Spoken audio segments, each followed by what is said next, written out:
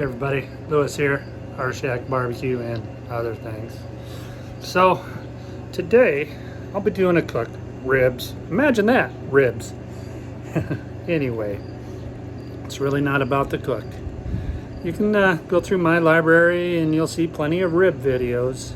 And you can even search YouTube and see how to do ribs. This was more of a follower asked for me to do a 1-year review, and I'll have his name here. Anyhow, he asked me to do a 1-year review on my Rec Tec bull. So I've had it a little over a year, and I went, oh yeah, that's a great idea. So let me talk about the pros and cons after 1 year of having this.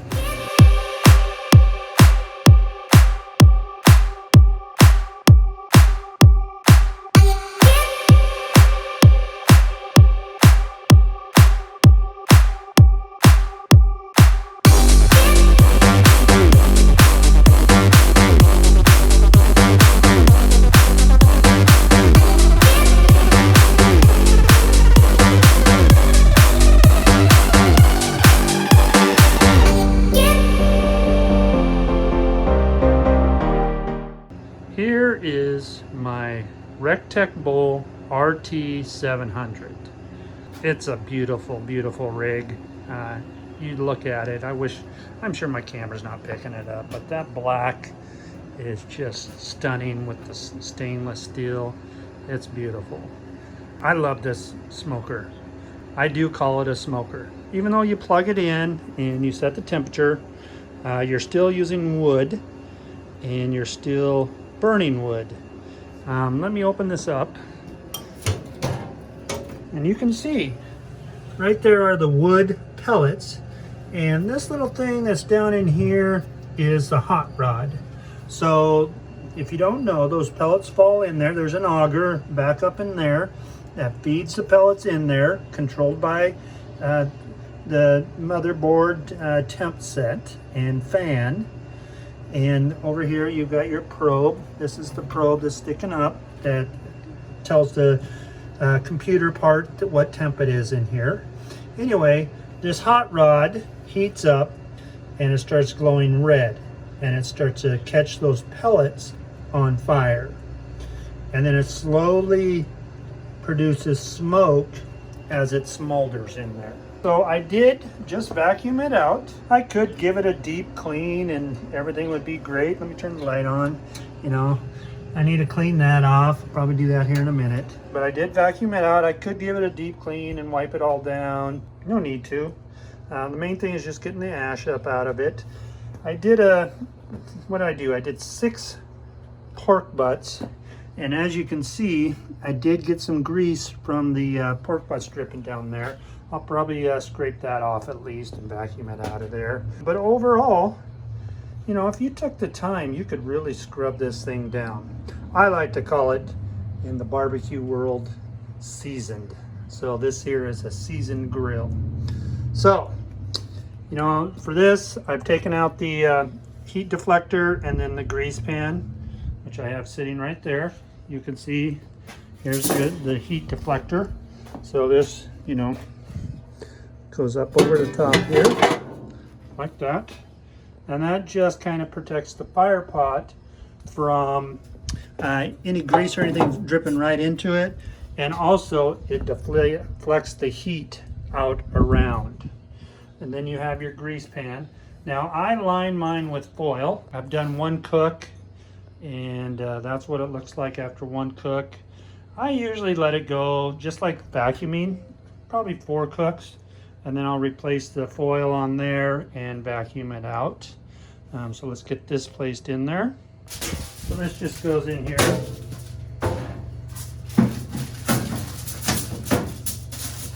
Like so. Then you got your stainless steel racks. I haven't scrubbed them down for a while.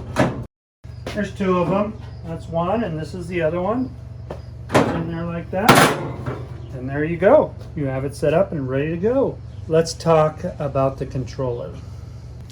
Okay, the controller is real easy to use. I have it plugged in here. You got an on button, you just turn it on. And it usually starts out at 200 degrees. Usually what I do is I just leave it right there. I don't start adjusting it, but you can just by turning the dial. And it'll go up. There is a low setting, and then you just go up from that point. But what I do when I'm setting this up, I leave my door open. See if you can see, the door is open until I see that first good bit of smoke come out. And after that smoke clears away, then I close it up. Now that is a very important tip on these, because you're dealing with, you know, combustion and airflow. You want it to have that first big air release. Otherwise, I don't know if you ever heard of it, but you'll see people that close them up, and then the next thing you know, their door is blowing open. That happens a lot on the Pit Boss. It'll blow out the glass door, and that's because of the combustion, the air pressure, the heated air inside this unit as it's coming up to temperature. So let it hit that first initial smoke and burn off, and then close it up. And then it's regulated and the computer's doing its job. It's up to temp. Everything's fine to have it closed. It's just that first one. The other thing about these rain caps, they also, you know, are adjustable. As you can see, I'm moving it back and forth there. This also controls the outtake of air. And you want to make sure you've got a good gap there. Otherwise, it's going to give it false readings. And that's not good either. So just a couple little tips on it. Now, what have I done to this? Well, I guess you would say these are the cons. I'm going to close this for a minute. One of my biggest complaints is, if you look here, the seam of the barrel. The outside seams is actually higher or raised than the barrel itself. So you have this little gap right here with the door on both ends. What I've done is I bought that felt, that high heat fireplace wood stove felt tape, and I've lined the door with it. So it kind of narrows that gap down a bit. I highly recommend that you do that. Another thing that you'll notice on this side, you've got your temp probes for your meat internal, and they've got a little door here that you can slide them through. Now generally what I do is I just hang them right there when I'm warming stuff up, and then I can take them and put them inside. I like that. That's nice.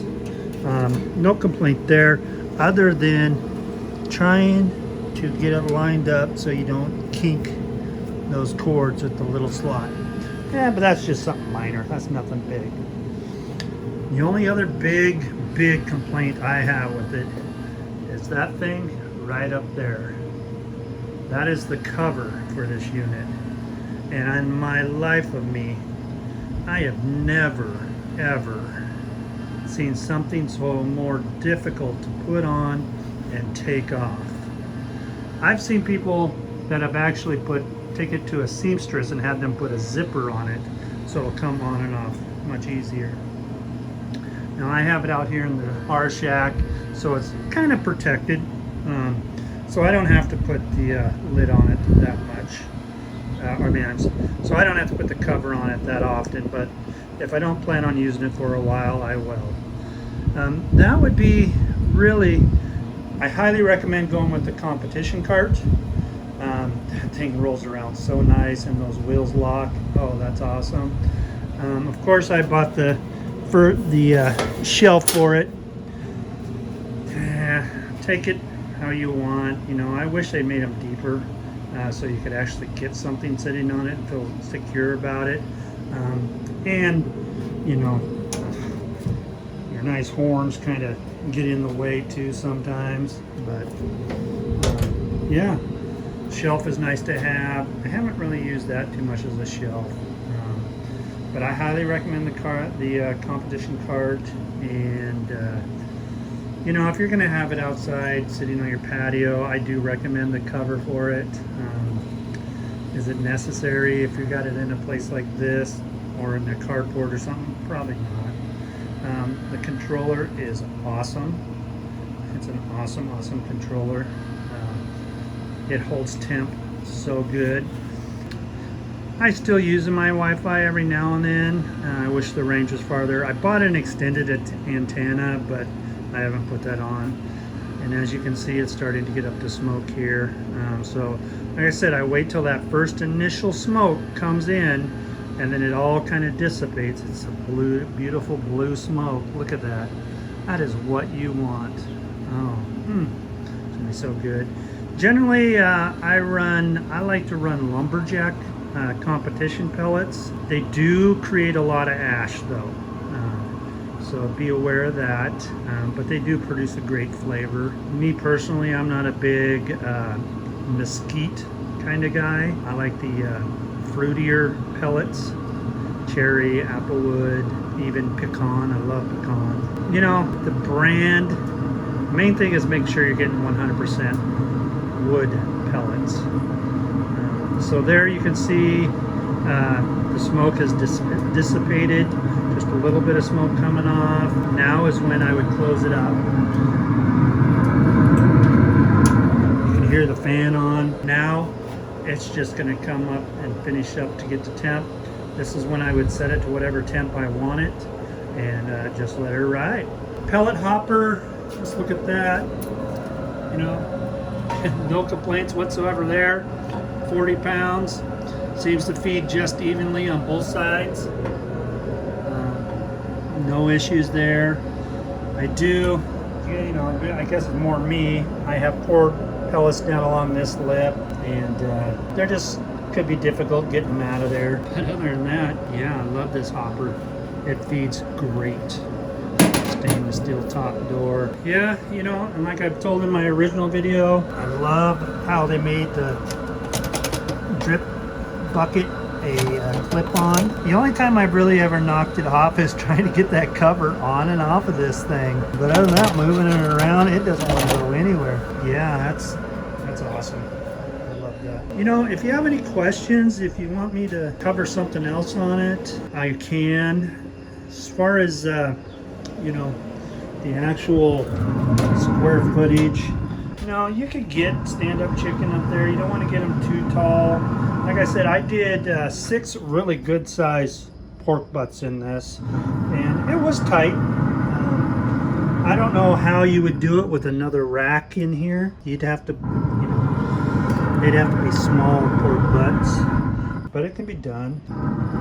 Let's see, I know you could probably, I mean, I think the most I've ever done is 4 rack of ribs. I don't know how many you could get on there, but you can experiment with it. You could do a whole turkey in here, I would think, with the clearance on the rack, or maybe in a hotel pan. Yeah. I've used my sear plates on this thing. It's gotten up, you know, up over 500 degrees. And I've done a lot of low and slow cooks too on it. And that's the main thing that I bought it for, is the low and slow. I didn't really buy it for the high heat. You know, that's what I got Weber's for.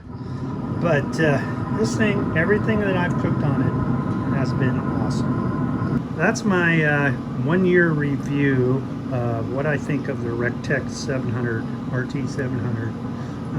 I give it 4 thumbs up. Definitely worth the money. Right there, to me, is right in the medium price point, from the lower end grills, smokers, pellet grills, to the high end ones. And this one here works just as good, if not better, than the high end ones. The fact that it's stainless is going to prevent the rust through the barrel bottom that you'll get on your cold rolled steel ones. They put preventative measures on it, but still, you know, if you're doing high heat cooks, it's going to burn through all that. But yeah, I love my Rec Tec. I have had 0 issues with it as far as the mechanability. I've done some errors on it. I will be the first one to admit it. Honestly, the light, yeah, it's a cool feature, but can't say that I use it that often. But that is my Rec Tec. Let's get one more look at that front. Oh, how beautiful that is. So, I'm gonna throw on a rack of ribs on this baby. Probably cut some shots in here of them, and we'll eat them at the end. Wish you were here to taste it.